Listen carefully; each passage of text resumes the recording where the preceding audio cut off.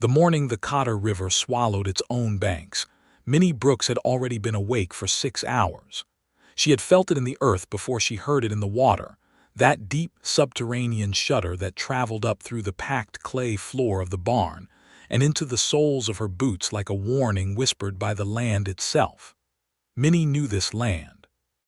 She had been born on it 24 years ago, had buried her mother in it 3 years past, and had fought tooth and nail to keep it out of the hands of men who thought a woman alone was a woman defeated. So when the earth spoke to her in that low, trembling register just before dawn on the 14th of April, 1883, she did not hesitate. She lit the lamp, pulled on her work coat, and walked down to the river bend. What she saw made her chest tighten with a particular kind of dread that had nothing to do with fear and everything to do with calculation. The Cotter was brown and churning, and moving with the sleek, muscular urgency of something that had decided to go somewhere new. The snowmelt from the Ozark highlands had been running hard all week, and the 3 days of rain before that had soaked the hillside pastures until they could hold nothing more. The water was already licking at the base of the eastern bank, the one that bordered the lower cornfield, the one she had spent most of last autumn clearing and turning and planting with winter wheat. Minnie stood there in the gray pre-dawn light and did what she always did. She assessed. She walked back to the tool shed, counted her materials, figured the grade of the ground, and started working. She had sandbags left over from the autumn flooding 2 years back, 30 of them, stacked under the linta behind the barn. She had river gravel piled near the paddock fence from when she had been meaning to regrade the drainage ditch along the north pasture. She had timber boards from the old smokehouse she had dismantled in January, good oak planks still solid enough to anchor into the soft ground along the bank. And she had her own back, her own 2 hands, and the absolute refusal to let this river take what she had spent 3 years building alone. By noon she had moved 16 bags of sand, laid a double course of timber anchored with driven stakes, and filled the gaps with packed gravel and clay scooped from the high bank. Her shoulders screamed. Her boots were soaked through. Her hair had come loose from its braids somewhere around mid-morning and was plastered to the side of her face with river mud and sweat. But the levee held. It was not a grand thing. It was not an engineered marvel. It was a practical, hand-built barrier roughly 40 feet long and 3 feet high, ugly as sin and solid as stubbornness, and it stood between the Cotter River and her winter wheat field. She drove the last stake at 2:30 in the afternoon, straightened her back with a groan that she was grateful no one was there to hear, and stood looking at what she had made. The river was still rising. She could see the water creeping up along the face of the levee, testing it with dark fingers. But the levee did not give. Minnie walked back to the house, heated water on the stove, and sat at the kitchen table to pull off her boots. She was thinking about whether there was enough daylight left to check the fence along the north property line when she heard the sound of a horse coming fast down the river road. She stood up in her stocking feet and looked out the window. The rider was coming at a hard gallop, the kind that men only used when they were carrying news that could not wait. She watched him come down the curve of the road, past the old cottonwood that marked the corner of her property, and she recognized neither the horse nor the rider. He was a big man, broad through the shoulders, wearing a brown canvas trail coat and a hat that had seen considerable weather. He pulled up sharp at her gate, and his horse, a dark bay with 3 white socks, danced sideways with the abruptness of the stop.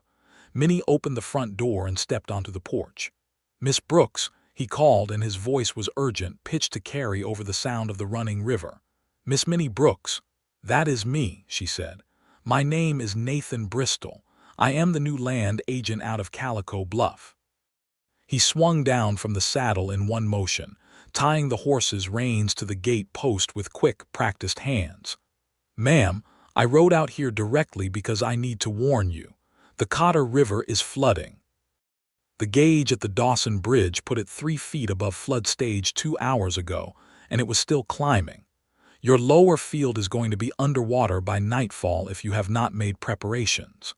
He was walking toward her porch as he spoke, and she could see now that he was younger than she had first guessed from his bearing.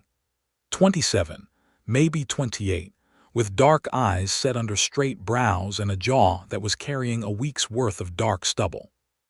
He had a quality of directness about him that she might have appreciated under other circumstances, but right now she was standing on her own porch in her stocking feet, mud dried on her coat and her hair a complete disaster, being warned about a flood she had already managed. She looked at him for a moment.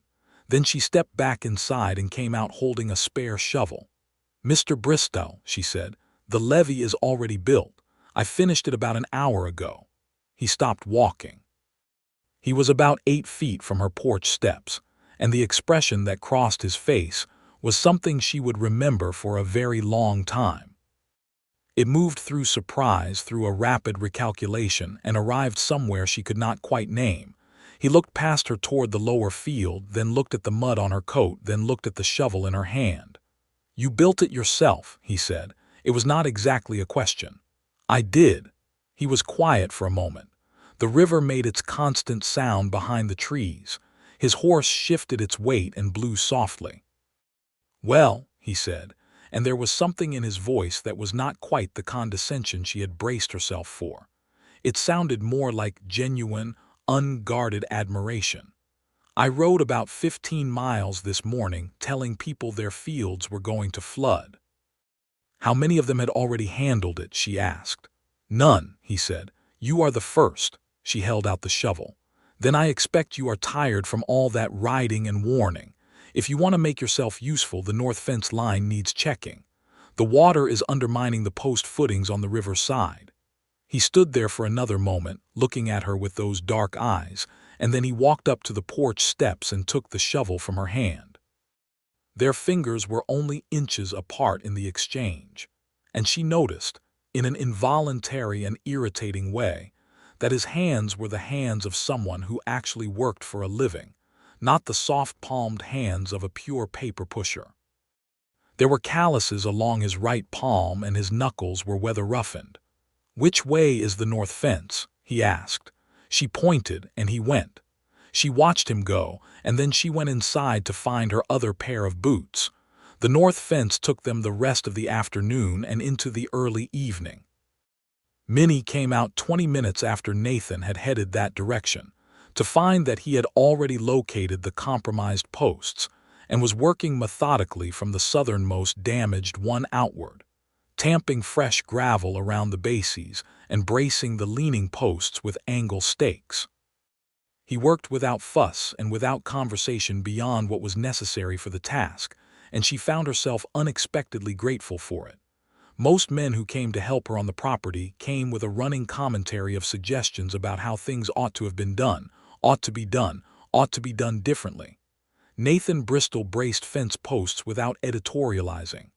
"You know this kind of work," she said, not making it a question. "I grew up on a farm," he said, "outside of Meridian, Missouri, before I got into land surveying. How long have you been in Calico Bluff?" 6 weeks, he said, driving a stake with 3 clean strikes of the mallet. "Came down to handle the land registry work after old Mr. Hatch retired. There is a lot of new settlement coming into this territory, and someone has to sort out the claims before they turn into range wars. There is already a range war brewing between the Dunmore outfit and the Castleberry homesteaders 2 miles north," she said. "Has been for 2 years. I know about it," he said. "I have the survey maps. I am trying to establish clear boundary lines before someone decides to solve the argument with a rifle." She handed him the gravel bucket without being asked, and he took it with a nod. They worked steadily, side by side, as the afternoon light went golden and long, and the river sound filled the spaces where words might have gone. By the time they reached the last compromised post, the sun was touching the ridge of the western hills, and the sky was going pink and amber above the cottonwoods. Minnie straightened and looked north along the fence line. Every post was solid. The low ground near the river bend was flooded, the water spreading out through the willows in a wide brown sheet, but it stopped at the levee. She could see the edge of it from here, her timber and sandbag and packed earth wall, and the water curling along its face and being turned aside. "It is holding," Nathan said from beside her, looking at the same thing. "It will hold," she said. "Oak does not give easily." He leaned on the shovel handle and looked at her levee from a professional distance, with the measuring eye of someone who understood drainage and grade. "You put the upstream end angled 15 degrees into the bank," he said. "That deflects the current pressure instead of resisting it head-on. Where did you learn that?" She felt something warm move through her chest at the question. Most people, when they learned she had built something, asked who had taught her or who had helped her. Nathan Bristol asked where she had learned. "My father," she said. He was an engineer before he came west. He believed that knowing how water moved was the most useful thing a person in this country could understand. "He was right," Nathan said. She looked at him. He was looking at the levee still, not at her, and his profile in the evening light was serious and clean-lined and unexpectedly handsome in a way that she did not particularly want to be noticing right now. "You can put the shovel in the barn when you are done with it," she said. "I will start supper." She walked back to the house before she could say anything else foolish. She made a pot of beef stew with the last of the winter turnips and a pan of cornbread, because it was practical and filling, and because she had not actually eaten since before dawn and her body was beginning to make its displeasure known in direct terms. She was not making supper for a guest. She was making supper because she needed to eat, and if the man had done 6 hours of honest work on her property, it would be wrong not to offer him a plate. That was what she told herself. He knocked at the door while she was setting the table. "Come in," she called. He came in and stopped just inside the door, holding his hat in his hands in a way that struck her as genuinely respectful rather than performative. He had washed his face and hands at the pump, she could tell, and his dark hair was damp at the temples. "I put the shovel in the barn," he said, "and I checked your horse's water. The trough was low. I filled it." She stopped setting the table and looked at him. "You did not have to do that." "I know," he said simply. "Sit down, please, Mr. Bristol. There is enough for two." She realized she had said please before she quite intended to, and she turned back to the table to hide whatever expression had crossed her face. She heard him hang his hat on the peg by the door, the same peg her father's hat had always hung on, and pull out the chair across the table. They ate in a silence that was not uncomfortable. The stew was good, she knew it was good, and he ate with the appreciative focus of someone who had been working hard all day and wanted to honor what was in front of him. Outside, the river continued its night voice, low and powerful, and the lamp on the table put warm light across the room. "How long have you been running this property alone?" he asked after a while. 3 years, she said. "My father died in the spring of '80. He left me the land, the house, the barn, the tools, and a very detailed set of written instructions about drainage management." She had meant the last part to be slightly wry, but it came out more tender than she intended. "No one else?" he asked, and she could hear that he was asking carefully, being precise about what he was asking. "My mother passed 2 years before my father. There is no one else. I have a neighbor, Mrs. Callaghan, about 3 miles east, and I trade labor with the Hargrove boys at planting time. But this is my land. I manage it." "You manage it well," he said. "I know," she said.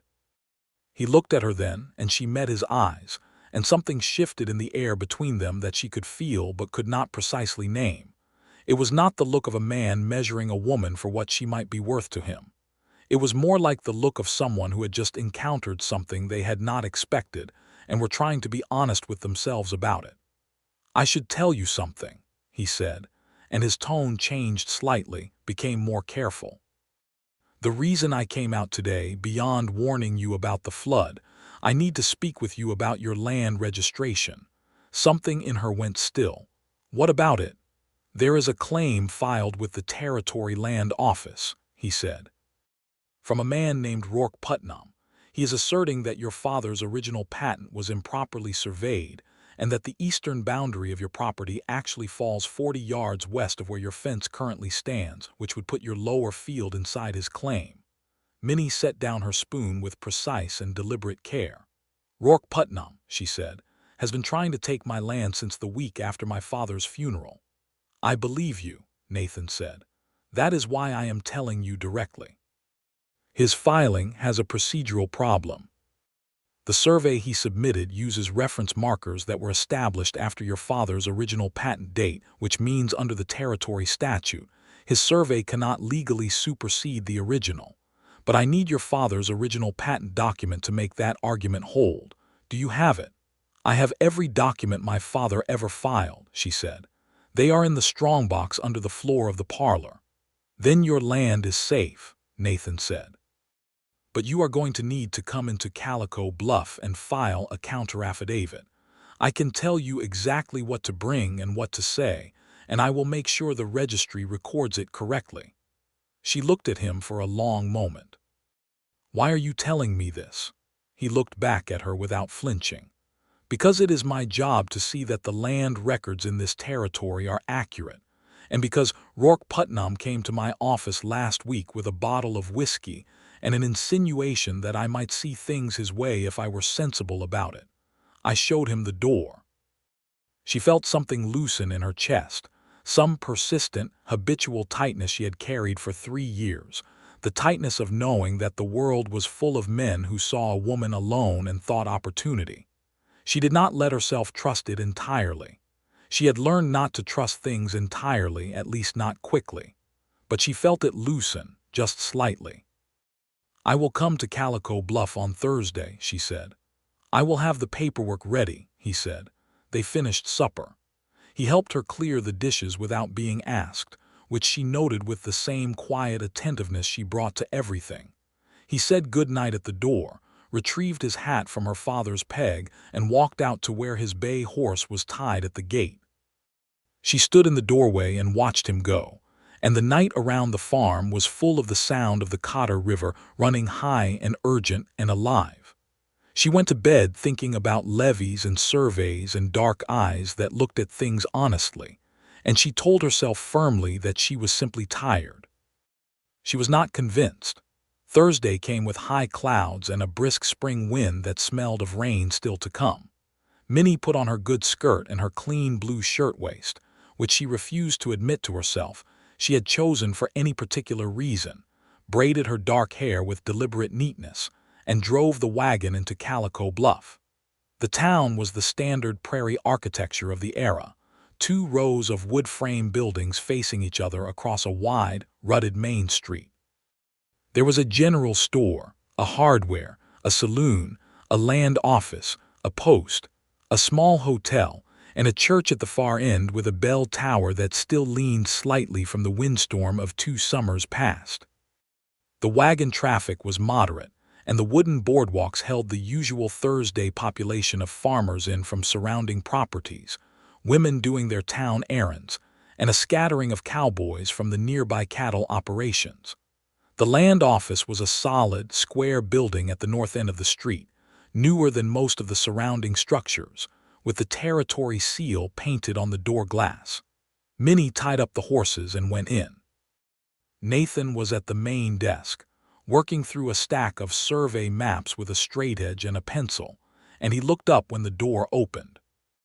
Whatever he had been expecting, he stopped mid-motion for just a moment, and she was privately and unreasonably pleased by that.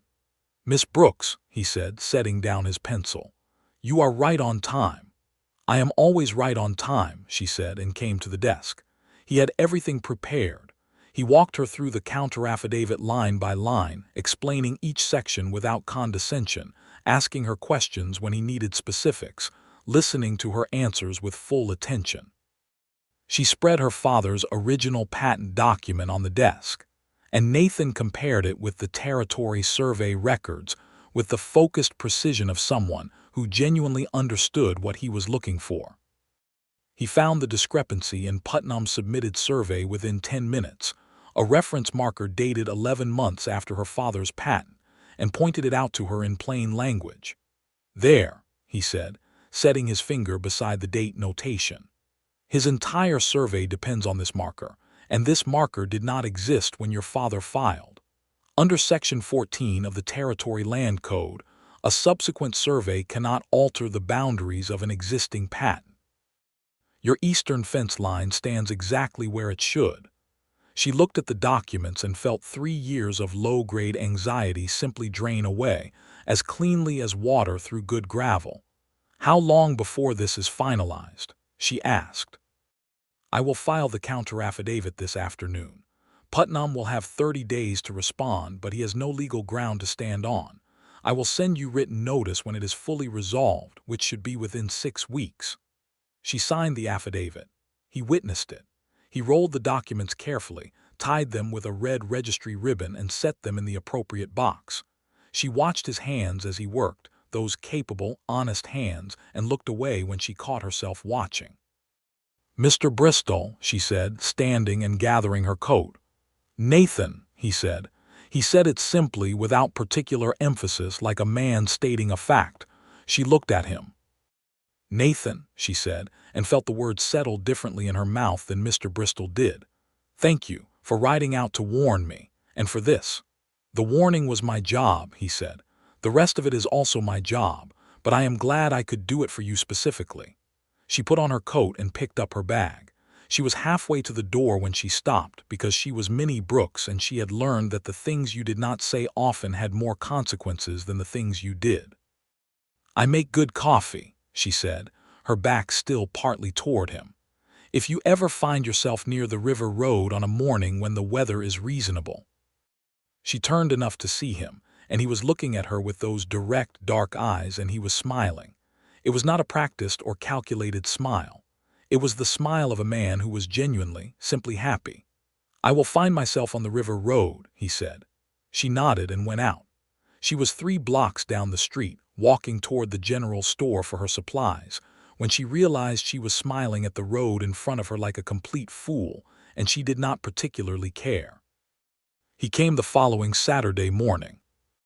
She heard the horse on the road before she saw him and felt her pulse do something undignified, and she told her pulse to behave itself and poured 2 cups of coffee and set them on the table as if she had been doing nothing else. He knocked at the door and she called him in, and he came in carrying his hat and a small paper parcel. "From the general store," he said, setting the parcel on the table. "Mrs. Healy said you usually order your cinnamon from her, but you were out of it when you came in Thursday, and she had a fresh stock in." Minnie looked at the parcel and then at him. "You spoke with Mrs. Healy about my cinnamon order." "She volunteered the information when she saw me heading for the river road," he said, with the particular neutrality of a man who knew he was being very slightly caught out and was not distressed about it. She picked up the parcel, opened it, smelled the warm, dark spice, and set it on the kitchen shelf. "Sit down," she said. "The coffee is hot." They sat across from each other at the kitchen table, and this time the silence was different. It had the quality of 2 people who had moved past the formal necessities and arrived somewhere less charted and more interesting. "Tell me about Meridian," she said. "Flat," he said. "Good farmland if you worked it, and my father did, but he worked it alone for too long and the farm never thrived the way it should have. I was the second of 4 boys, so when it was clear the land could not support all of us, I apprenticed to the county surveyor when I was 16. Spent 6 years doing boundary work and drainage assessment all over Missouri." "Your mother?" she asked. Something moved across his face, gentle and old. "She passed when I was 12, fever. My father remarried a year later, a woman named Clara who was kind and practical, and kept the 4 of us from going completely feral." "I am sorry about your mother," Minnie said, and she meant it in the plain, direct way she meant all the important things she said. "And yours?" he asked. "Consumption," she said. "She had it for 2 years before it took her. She was a very cheerful person even at the end. She used to say that the sky in this country was so large that it made small troubles small and large troubles survivable." "She sounds like she was remarkable," he said. "She was ordinary," Minnie said, "in the very best way. She was the kind of woman who made things work, and never once complained that the making was hard." Nathan looked at her across the table with an expression she was beginning to recognize, the expression of a man connecting something he had seen with something he had just heard. "You are like her," he said. She looked down at her coffee cup. "I try to be." They talked for 2 hours. She showed him her father's engineering notebooks, the ones with the drainage calculations and the sketch diagrams of her levee design, and he went through them with genuine attention, asking specific questions about the clay composition of the riverbank and the angle of the slope, and she answered with the fluency of someone who had internalized these things completely. At some point she brought out the rest of the cornbread from Thursday and cut 2 slices, and they ate it without ceremony while they talked about water tables and boundary surveys and whether the territory would achieve statehood within the decade. When he finally stood to leave, the morning had become afternoon and neither of them had fully noticed. "I will come next Saturday if that is acceptable," he said, holding his hat at the door. "Bring your own cinnamon," she said. "I have already used the parcel." He laughed, and it was a full, unguarded laugh that she felt somewhere behind her sternum in a way she refused to examine too closely. He came the next Saturday, and the one after that. By the 4th Saturday, he was bringing lunch provisions from the town, and she was making them at her stove, while they continued whatever conversation they had been having the week before, because their conversations had that quality, the quality of something ongoing and alive that could be picked up wherever it had been set down. By the 6th Saturday, she had stopped pretending to herself that she was simply being a good host. Rourke Putnam was not finished. Minnie learned this on a Tuesday in early May, when she drove into Calico Bluff for the registry notice Nathan had sent her, and found that Putnam had filed a second claim, this one not on her eastern boundary, but on the water rights to the section of the Cotter that ran through her property. He was claiming that the water rights had been separately deeded to his predecessor in title and had never been included in her father's patent. She went directly to Nathan's office with the notice in her hand. He was already at his desk with the relevant documents spread out, because he had read the filing first thing that morning and had been expecting her. He stood when she came in, and she could see from his expression that this one was more complicated. "Sit down," he said. She sat. He sat across from her and laid out the documents plainly. "The water rights claim is more nuanced than the boundary dispute. There was a prior deed from 1862 before your father's patent that did include a separate water rights filing. However, that deed holder, a man named Calloway, sold his water rights claim to a homesteader named Burgess in 1867. Burgess's claim was abandoned in 1871 under the Territory Abandonment Statute, which means the water rights reverted to the general patent. Your father's patent was issued in 1872, which means the water rights were included in the general patent at the time of filing. So Putnam's claim is also invalid," she said. "It should be," Nathan said carefully, "but Putnam has hired a lawyer out of the capital, a man named Forrester who is known for finding creative interpretations of the abandonment statute.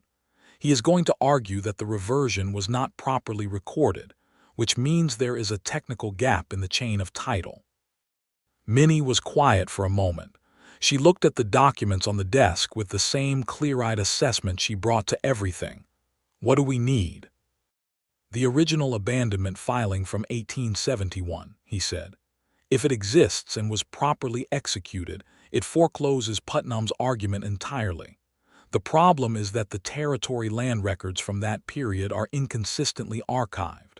Some of them were transferred to the capital, some stayed in the county seat, some were lost entirely in the courthouse fire of 1875.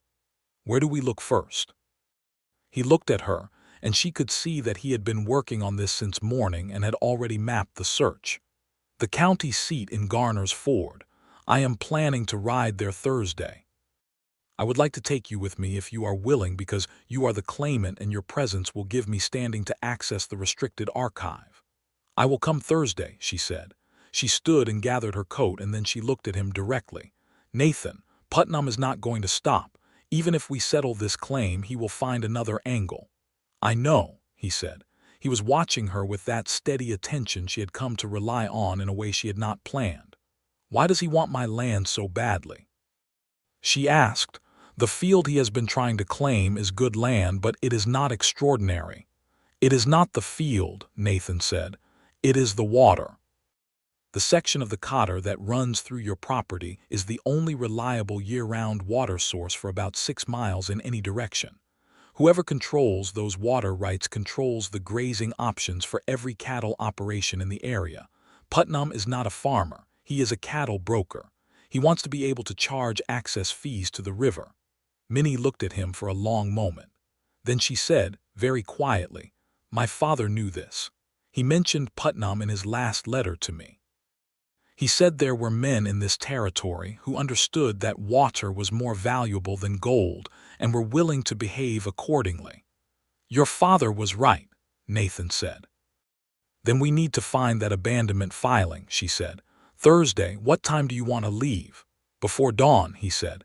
"It is a long ride to Garner's Ford." She nodded and left. She was 3 steps down the boardwalk when she heard him come to the door behind her. "Minnie," he said.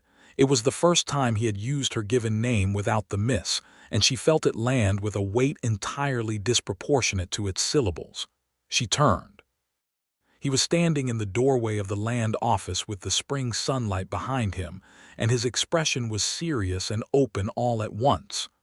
"I am going to make sure you keep your land," he said. "All of it." She looked at him for just a moment. "I know," she said, "but thank you for saying it." The road to Garner's Ford was 2 hours by horse at a reasonable pace, and they left in the blue hour before sunrise when the air smelled of dew and sage, and the morning birds were just beginning their first conversations in the trees along the river road. Nathan rode his bay and Minnie rode her roan mare, Clover, who was steady and quick, and had a habit of pointing her ears at interesting things. They rode mostly in a comfortable side-by-side silence through the early dark, and then, as the sky began to lighten and turn from gray-blue to the particular luminous pearl of a clear spring dawn, they began to talk. He told her about the Ozark highlands in autumn, the way the color moved through the hardwoods from the ridgeline down, red and gold and amber in a wave so slow you could only see it if you watched for days at a time. She told him about her father taking her out to check the river gauge every morning when she was 7 years old, and explaining the relationship between rainfall and runoff in terms a child could understand. He told her about learning to survey, about the satisfaction of establishing an accurate boundary line on land that had been disputed, the way it brought order to chaos. She told him about the winter of '81 when the snow had been 4 feet deep, and she had been snowbound alone for 2 weeks and had spent the time reading every book in the house twice and learning to play her father's fiddle. "Can you play it?" he asked. "I can play it adequately," she said, "which is to say well enough to keep myself company and not well enough that anyone else would thank me for it." "I would like to hear you play it," he said. "No, you would not," she said. "You just think you would." He laughed, and Clover flicked her ears toward the sound. The sun came fully over the eastern ridge and turned the road gold, and they rode into Garner's Ford as the town was waking. The county archive was in the basement of the courthouse, a low-ceilinged stone room that smelled of old paper and lamp oil, and the particular mustiness of documents that have been undisturbed for years. The county clerk, a small, precise man named Mr. Addison, was initially unhelpful in that bureaucratic way that is less about obstruction and more about long habit, but Nathan was patient and specific, and Minnie was quietly firm, and by mid-morning they were seated at a wide table with 3 boxes of land records from 1871 spread before them. They worked systematically. Nathan moved through the survey filings, Minnie through the water rights records. She was meticulous and quick, reading with the focused speed of someone who knew exactly what she was looking for, and Nathan watched her work with an expression she would have noticed if she had been looking up at that moment, which she was not. She found it an hour before noon. "Here," she said. She said it quietly, not triumphantly, the way a person said the word when they had been certain they would find something and were simply noting that they had. Nathan came around the table to look over her shoulder. He leaned close enough that she could feel the warmth of him along her arm, and she held very still and pointed to the document.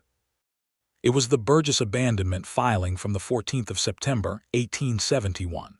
It was properly executed, witnessed, and recorded, with the territory stamp clear and legible. The water rights to the Cotter River section, defined by precise boundary coordinates, were formally abandoned and reverted to the Territory General Patent Pool. "That is it," Nathan said, and his voice was close to her ear, warm with controlled relief. "That settles it completely." She turned her head slightly toward his voice and found that his face was very close to hers. Not inappropriate, not calculated, simply the natural proximity of two people bent over the same document, but her breath caught in a way she noticed with great clarity. He noticed it too. She saw it in the slight stillness that moved through him, and he did not pull back immediately, and she did not either, and the moment hung between them in the dusty archive air like something suspended. Then Mr. Addison came back into the room with a fresh lamp, and the moment resolved itself.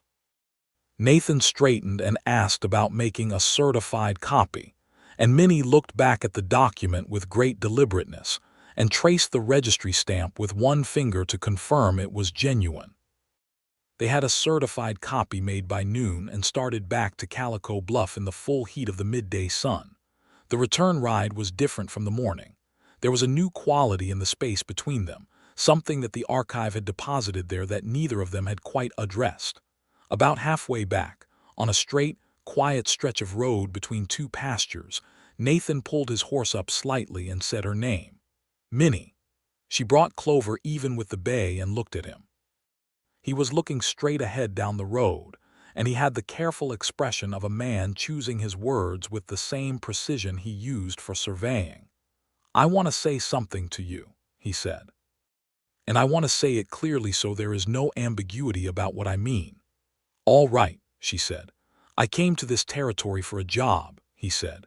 "I did not come expecting anything else. But in the past 7 weeks I have come to know you, and the more I know you, the more certain I am that I have never in my life met someone I admire more or want to spend more time with. I am not saying this to complicate anything or to press you into anything. I am saying it because I think you are the kind of person who deserves honesty rather than indirection."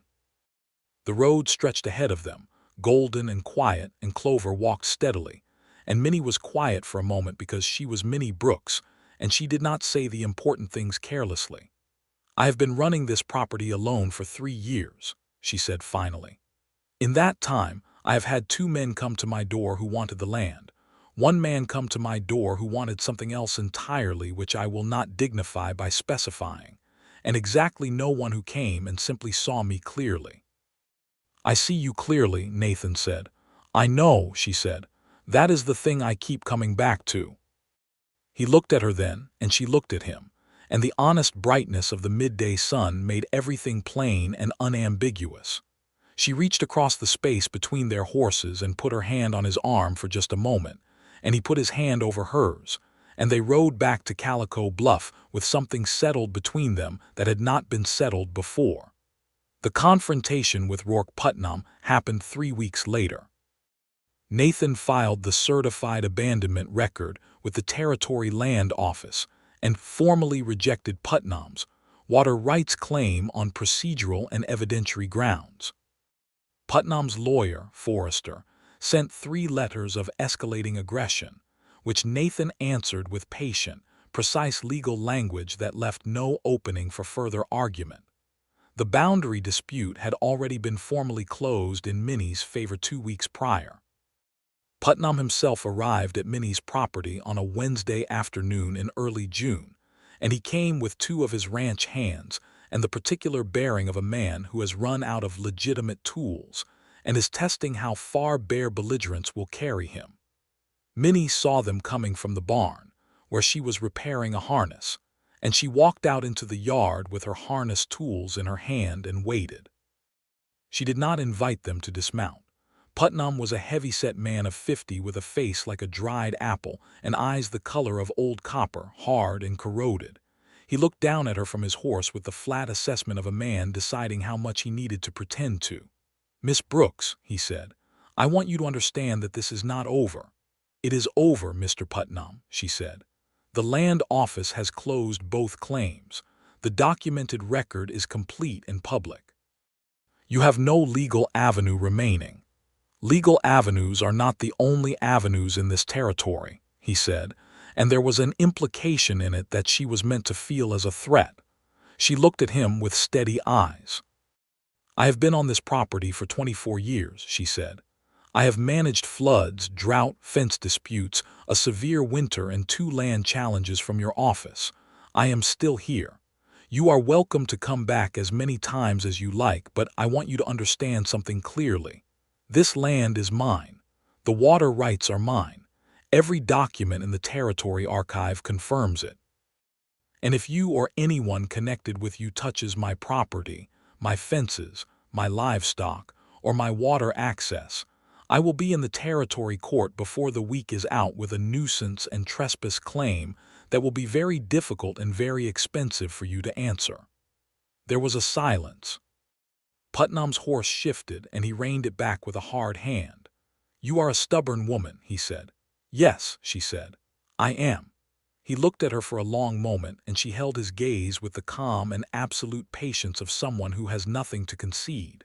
Then he turned his horse and rode out of her yard, and his men followed, and the sound of the hooves faded down the river road. Minnie stood in the yard for a moment after they were gone. Then she went back into the barn and finished the harness, because the work was not going to do itself. She told Nathan about it that Saturday, and he listened with his full attention, and his jaw set in a way she recognized as controlled anger. I should have come with you, he said. You could not have predicted he would come that day, she said, and I handled it. I know you handled it, he said, and she could hear the tension in it. I know, but Minnie, the man is not rational. His pride has been damaged, and that makes him less predictable, not more. I know that too, she said, which is why I sent a letter to the Territory Marshal's office last Thursday documenting his visit and the implied threat. He looked at her. The tension eased somewhat. You already did that, he said. I already did that, she confirmed. He sat back in his chair and let out a slow breath.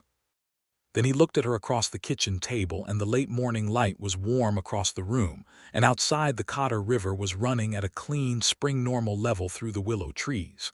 Minnie, he said, and his voice had changed, gone quieter and more deliberate. I want to ask you something, and I want you to answer honestly, which I know you always do, but I want to say it anyway. She set down her coffee cup and waited. I would like to court you, he said, formally, openly. With whatever this territory and this town require in terms of propriety, and with the genuine intention of asking you, eventually, whether you would consider making something permanent of this. The room was very quiet. The river ran. A bird called twice in the cottonwoods. Nathan, she said, I am not asking you to decide anything right now, he said quickly. I know you value your independence. I know you have built everything here with your own hands and your own intelligence, and I would never want to diminish any part of that. I am only asking whether you will give us the space to move towards something. She looked at him for a long time. She looked at his honest face and his good hands, and thought about all the Saturdays that had accumulated into something she had not planned and could not now imagine being without. Yes, she said, I will give us that space. He smiled, and it was the smile she had first seen in his office, unguarded and genuine, the smile of a man who was simply, straightforwardly happy. She felt her own face do something warm and undignified in response, and she picked up her coffee cup again to have something to do with her hands. Good, he said. That is very good. Yes, she said more softly. It is. The summer of 1883 moved through its long days with a heat that turned the prairie gold and drove the cattle into the shade of the creek beds in the afternoons. Nathan came to the river road every Saturday without fail, and on some Sundays too, and on one memorable occasion he came on a Tuesday for no reason he stated beyond that he had been doing survey work near the north pasture fence line, and the fence line happened to be on her property. She did not point out that the north pasture fence was approximately a quarter-mile from the house, or that survey work on it did not typically require 2 hours of sitting on her porch. She made lemonade, and they sat in the shade of the porch roof, while the heat rose from the land in visible waves. And they talked about everything and nothing, and he read to her, from a novel he had brought from the circulating library in Calico Bluff. A story of adventure and unlikely geography that neither of them entirely believed but both enjoyed thoroughly. He met Mrs. Callaghan, who came over for a Sunday visit in late June, and subjected Nathan to 20 minutes of pointed conversation about his family background and professional prospects, which he survived with good humor and complete directness. Mrs. Callaghan told Minnie afterward that she approved of him, which she said as if she were issuing a judgment rather than offering an opinion, and Minnie thanked her with the same straightforward courtesy she extended to everyone. She met his colleagues from the land office, the two junior clerks and the secretary, when Nathan brought her in for a formal social event that the town organized in July to celebrate the territory postal expansion. She wore her best dress, a deep blue wool she had bought from the dry goods store the previous spring for reasons she had not admitted to herself at the time, and Nathan looked at her when she arrived with an expression that required no interpretation. He danced with her twice, which was exactly the right number for propriety in that year and that place, and on the second dance, a slow waltz played by old Mr. Hennessy on the fiddle, he held her properly and they moved through the steps with the ease of two people who had long since stopped being uncertain around each other. "You are a good dancer," she said, because she was surprised and it seemed honest to say so. "My stepmother Clara insisted on it," he said. She said dancing was necessary for a man who wanted to be taken seriously at social occasions, and she refused to let her boys appear at any gathering unable to acquit themselves adequately. "I like Clara," Minnie said. "You have never met her," he said. "I like her anyway," Minnie said. He laughed and held her a little more securely through the turn, and she let him. Putnam, true to form, made one more attempt. In September, two of his ranch hands were found cutting Minnie's fence line along the eastern boundary, the one that the land office had confirmed was legally hers. One of the Hargrove boys caught them at it and rode to town to report it, and the territory marshal responded with an efficiency that suggested Minnie's letter of June had made its intended impression. Both hands were fined and bound to keep the peace, and Putnam was formally warned that any further interference with adjacent property would be prosecuted. Nathan told her about it over supper on the next Saturday, and she listened with the calm of someone who had already been informed of the outcome by the marshal's deputy and had spent the intervening days deciding how she felt about it. "It is done, then," she said. "It is done," Nathan confirmed. Putnam is not going to risk a criminal prosecution for a land grab. He has already been denied twice through legal channels.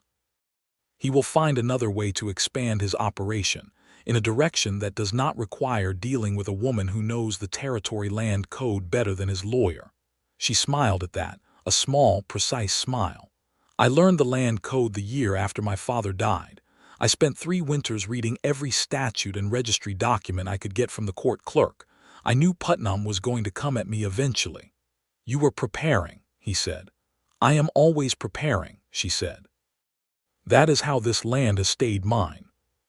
He was looking at her across the table, and the look had changed from the careful, measured regard of their early acquaintance to something deeper and more settled, something that lived in the bones of him rather than just on the surface. "Minnie," he said, "I have something I want to ask you."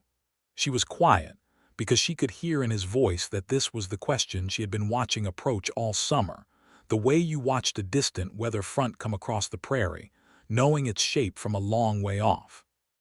He reached inside his coat and set something on the table between them.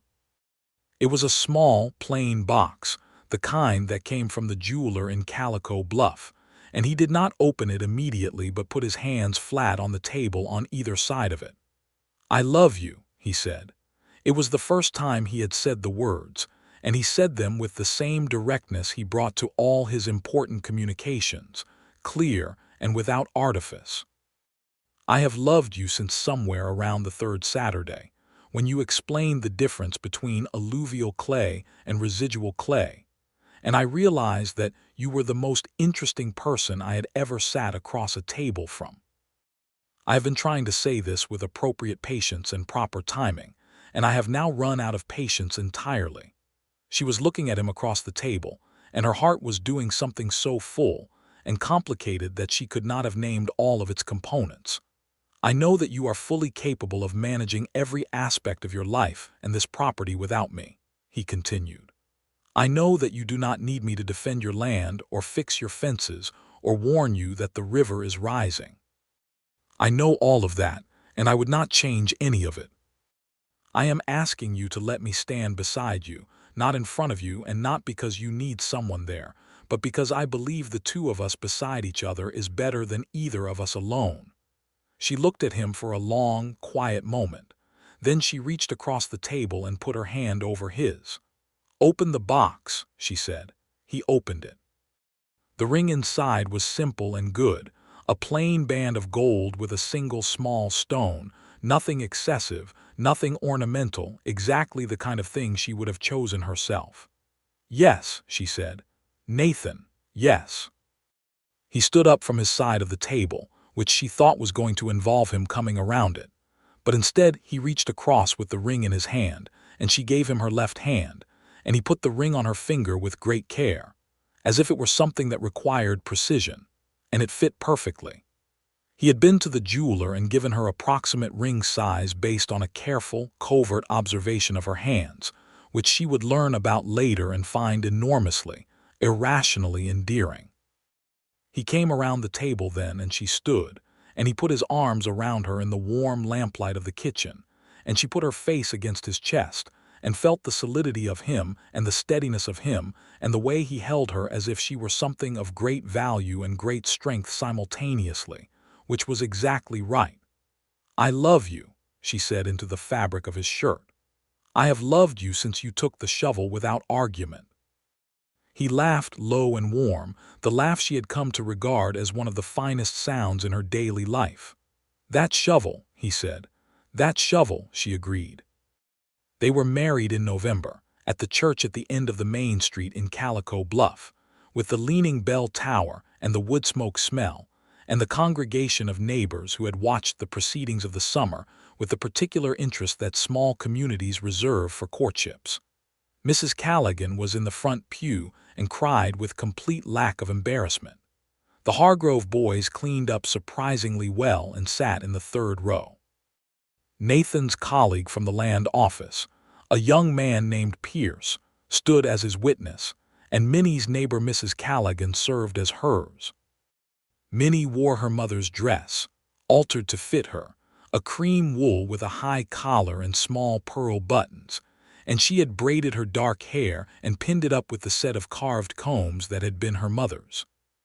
She stood at the back of the church before the ceremony began, holding her small bunch of dried rosebuds and late-autumn fern that Mrs. Callaghan had helped her arrange, and she thought about her father and her mother, and the river, and the levee, and the way things that look like separate events are sometimes a single continuous story.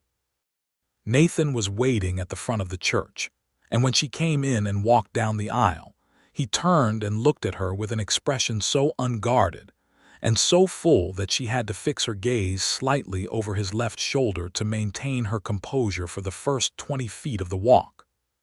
She arrived beside him, and he took her hand, and she looked at him then directly, and whatever he saw in her face made him smile the unguarded smile that she was now quite certain she wanted to see every day for the rest of her life. The minister spoke the words. They said the words back.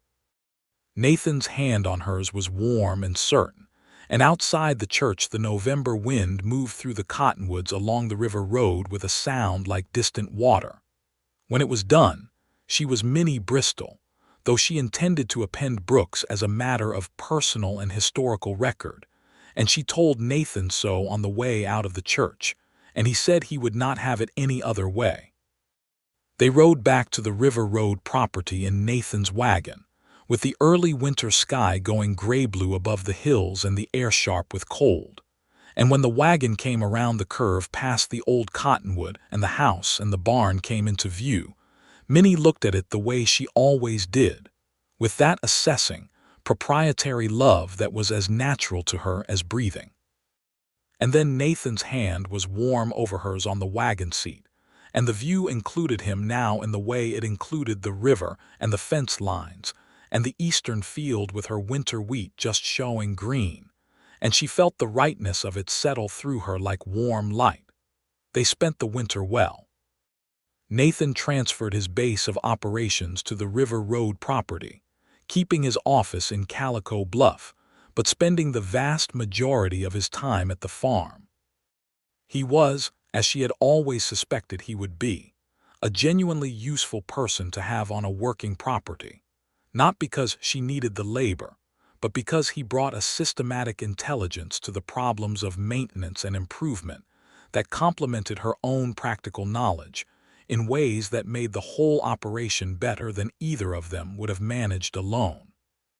He rebuilt the tack room in the barn over December, using a design they worked out together at the kitchen table with pencil and paper, incorporating the drainage principles from her father's notebooks and the framing techniques Nathan had learned in Missouri. The resulting structure was solid and dry and efficiently organized, and Minnie stood inside it when it was finished and ran her hand along the smooth, new timber of the wall, and felt a particular satisfaction that had nothing to do with practicality and everything to do with the fact that they had made it together. She taught him to read the river. She had been doing it her whole life, reading the color and speed and sound of the cotter the way other people read the weather, and now she shared it with him, taking him down to the bank on winter evenings and pointing out the signs, the way the water color changed before heavy upstream rain, the sound it made at different levels against the granite outcropping near the East Bend, the pattern of the ice in the shallow stretches that told you whether the cold was going to hold or break. He learned quickly, because he understood systematic observation, and within a month he was reading the river with the reliable accuracy of a man who had been doing it for years. In February, Minnie discovered she was going to have a child. She told Nathan at breakfast on a Tuesday morning, setting the information in front of him as straightforwardly as she set the coffee cup, because she was Minnie Bristol and she did not dress things up or deliver them obliquely. He was quiet for a moment, looking at her across the table, and then he stood up and came around and lifted her out of her chair and held her with a care and a joy that was so present and so real she felt tears behind her eyes, which she blinked back with fierce determination. "Are you well?" he asked into her hair. "I am entirely well," she said. "I'm healthy and strong, and I have read the relevant medical literature. We will need to arrange for Mrs. Callaghan's daughter, who trained as a midwife, to be available from August onward." He pulled back to look at her face, and she could see that he was somewhere between laughing and crying himself, which she found deeply, privately moving. "You have already researched it," he said. "I researched it last week when I first suspected," she said. "I wanted to be certain before I said anything." He kissed her, right there in the kitchen in the morning light, and it was the kind of kiss that had their whole story in it. The levee and the shovel and the archive in Garner's Ford and the Saturday mornings and the River Road and the ring on her finger and all of it. And she held onto his coat with both hands and let herself feel every part of it. Spring came, and with it the second planting season of their life together. They expanded the winter wheat field by 8 acres, clearing the scrub on the south side of the lower pasture together over 3 weeks of methodical, satisfying work. Nathan designed the drainage system for the new acreage, using the principles from her father's notebooks and his own surveying knowledge, and Minnie executed the grading with the precise competence that never failed to make him stop what he was doing and look at her with that expression she had long since stopped pretending not to notice or to cherish. The land office work in Calico Bluff had settled into a productive rhythm. Nathan had established proper registry procedures and successfully resolved 4 boundary disputes in the territory that spring, including the long-standing Dunmore-Castleberry conflict, which he resolved by conducting a precise survey that established the actual boundary line with documented markers, and then sitting both parties down with the evidence until they acknowledged it. He came home from that one tired but satisfied, and Minnie made steak and onions for supper, and listened to the whole story with the engaged attention she brought to everything he told her. The Cotter River rose in April, as it always did with the snowmelt, and Nathan went down to the bank at dawn and read the water level and the color and came back to the kitchen and told her it was going to peak at about 2 feet above normal, well within the levee's capacity. "The downstream corner needs reinforcing," Minnie said, without looking up from the bread she was making. "I saw it," he said. "I was thinking we add another course of sandbags on the north end and reset the second timber course." "Yes," she said, "I will help after breakfast." "You are 5 months pregnant," he said. "I am 5 months pregnant, not infirm," she said. "I will not drive stakes, but I can fill bags." He looked at her with an expression she recognized as his weighing the argument expression, and she looked back at him steadily, and the argument resolved in the way most of their arguments resolved, which was to say they did it her way with reasonable accommodations. They reinforced the levee together after breakfast, Nathan driving the stakes and resetting the timber course, while Minnie filled sandbags with the steady, efficient pace that never varied regardless of how many she had filled before. The river rose and tested the levee and found it solid, and the winter wheat in the lower field stood green and undamaged. August arrived with a ferocious heat and the long, golden days of late summer in the Ozark uplands. Mrs. Callaghan's daughter, a capable and calm young woman named Ellen, took up residence in the spare room in the second week of the month, and on the 18th of August, 1884, Minnie and Nathan's first child was born. It was a boy. They named him James Robert Bristol, James for Nathan's father and Robert for Minnie's father, and he came into the world at 3 in the morning with the sound of the Cotter River running quiet and low in the hot August dark. And when Nathan first held him, standing in the lamplight of the bedroom with his son in his arms, his face was something Minnie would keep inside her all the rest of her life, a particular expression of love so complete and unguarded that it was almost too private to witness. She was tired and triumphant in the way of women who have done hard and necessary work, and she watched Nathan hold James and said, very quietly, "He looks like you." Nathan looked at their son's face. "He looks like both of us," he said. "He has your nose." "He absolutely does not," she said, but she was smiling. "He has your determination," Nathan said, looking at the small, fierce face. "Look at this jaw. This is a jaw that already knows what it wants." Ellen laughed from the corner where she was tidying, and even Minnie, tired as she was, could not entirely suppress her smile. James grew in the way of strong, healthy children in good land. He was a quick child, alert and curious, with his mother's dark hair and his father's steady eyes, and he learned to walk along the porch rail and then across the yard and then down to the river bank, where Minnie would take him on warm mornings to show him the water. "The river always tells you something," she told him, when he was old enough to understand, using the same words her father had used with her. "You have to learn how to listen."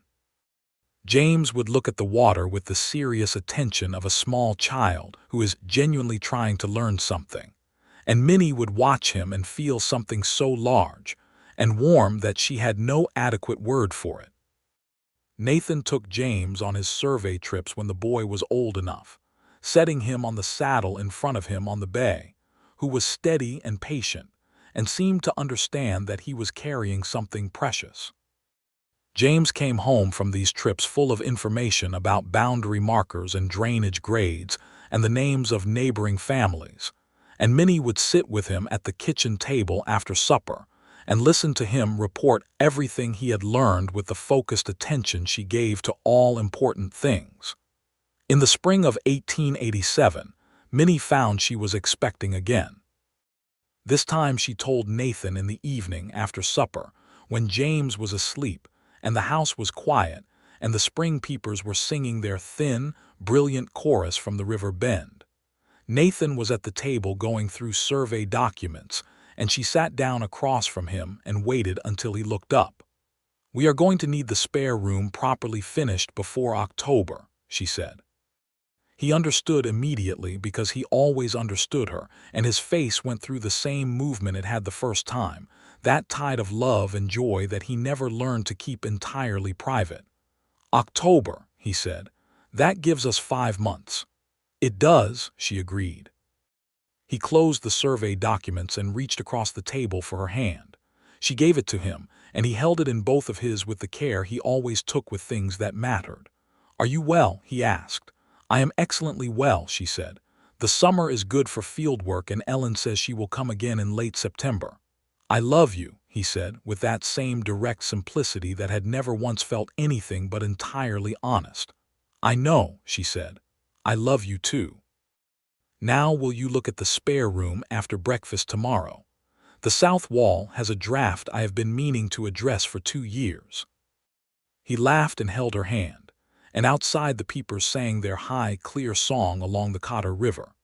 Their daughter arrived in late October of 1887, a strong and loud declaration of herself, who they named Clara Rose Bristol. Clara for the stepmother Nathan credited with teaching him to dance and to be decent in company, and Rose because Minnie had loved roses since she was small and had never had occasion to name anything after them until now.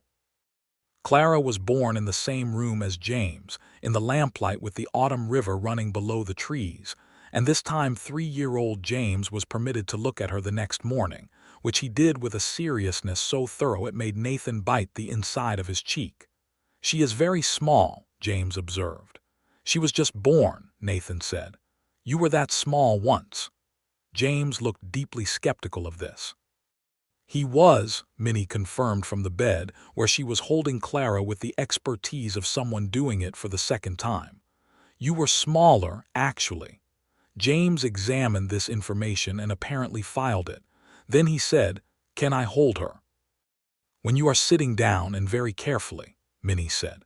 He sat on the chair beside the bed with the gravity of a very small man undertaking a significant responsibility, and Minnie placed Clara in his arms, and Nathan watched his son hold his daughter with an expression that went beyond any language he had ever learned in Missouri or the territory. The years that followed were good years, in all the ways that matter. The farm grew. They added 40 acres to the east when the adjoining property came available in 1889, expanding the winter wheat operation substantially. Nathan's work in the land office continued to bring order and fairness to the territory records, and he was formally appointed Territory Land Commissioner in 1890, a position that carried more authority and a regular salary, and required him to travel to the capital 3 times a year.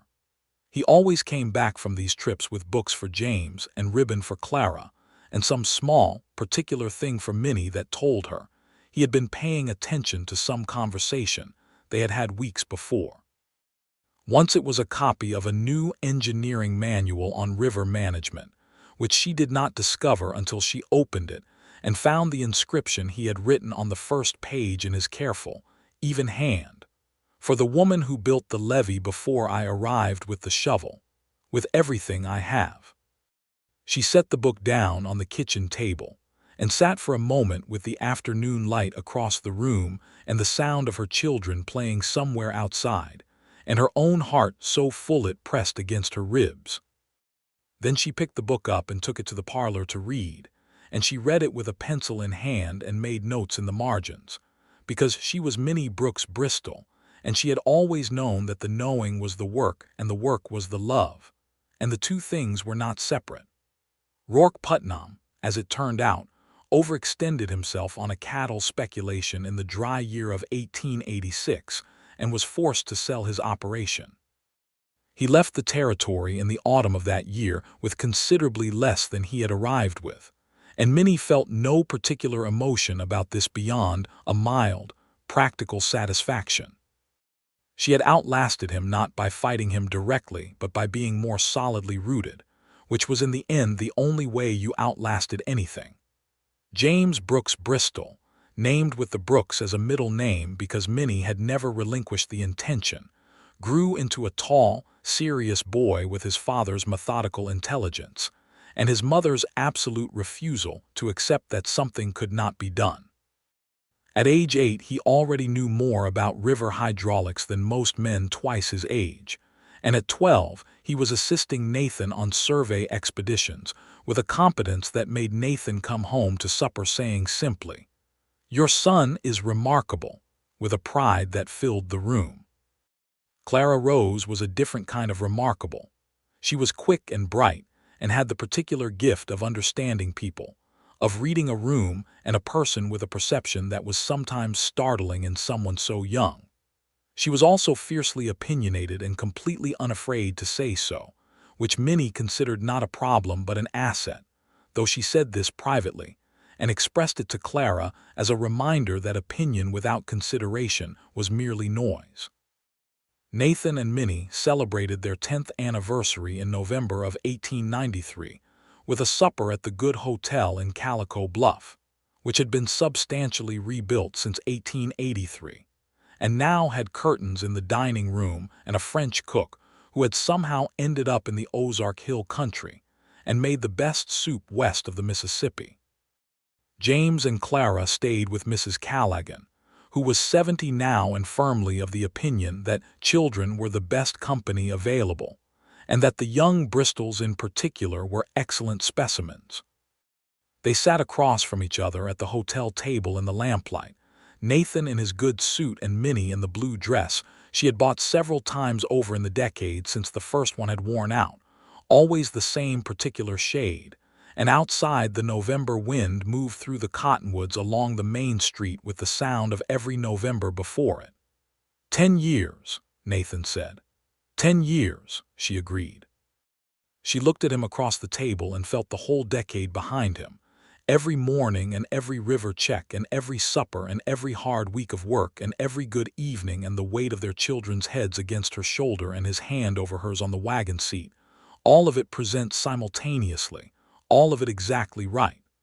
"Are you happy?" he asked, and he asked it with the earnest directness that had never once left him. She looked at him for a long moment. "I was managing well before you came," she said. "The levee was built, the land was mine, I had handled everything that needed handling." "I know," he said, "but you left me the shovel," she said. "Or rather, I left you the shovel, and you took it and came back the next day and the day after that, and you never once came back trying to do it for me." "I knew better," he said simply. "Yes," she said. "You did." She reached across the table and her hand found his. "I am happy, Nathan. I am so happy that I sometimes stand at the kitchen window in the morning and look at the river and the fields and the barn and feel something so large I do not have an adequate name for it." "I have a name for it," he said. "I call it home." She looked at him and her eyes were bright, and she was Minnie Brooks Bristol, 24 years old on the day the Cotter River rose and she built the levee, and now 34 and married 10 years and rooted in good land with this good man and their 2 children and the whole wide country around them. And she was, absolutely and without reservation, exactly where she was supposed to be. "Home," she agreed. "Yes."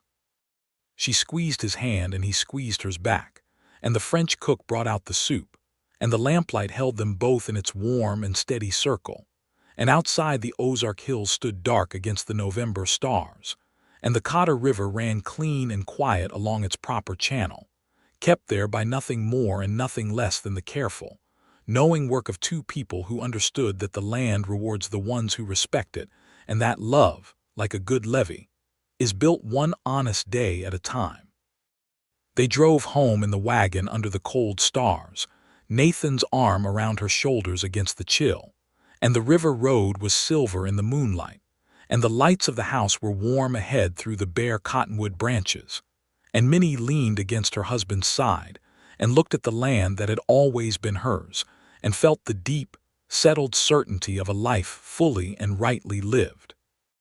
The last thing she saw before they came under the porch roof was the line of the levee in the moonlight, still standing at the edge of the lower field, older and settled now into the bank, a permanent feature of the landscape, a thing she had built with her own hands on the morning the river rose, before anyone had come to warn her, before she had known that the shovel she set out would be the beginning of everything. She went inside and hung up her coat and lit the lamps, And when Nathan came in behind her and closed the door against the November cold, the house was warm and full and entirely theirs, and the river ran on outside in the dark, telling its endless story to anyone patient enough to listen.